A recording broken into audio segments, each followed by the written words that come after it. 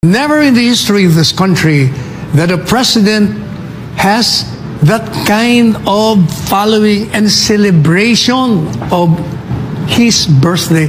Wala, sapagkat tumalab talaga sa isipan at sa puso ng mga Pilipino ang mga legasiyang mga itinayo niya.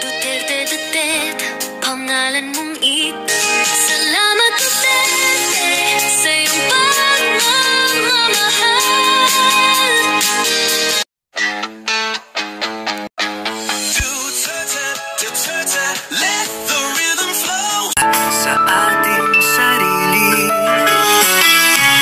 isinilang tayo sa apoy at dagat, di masupil, malaya tapat.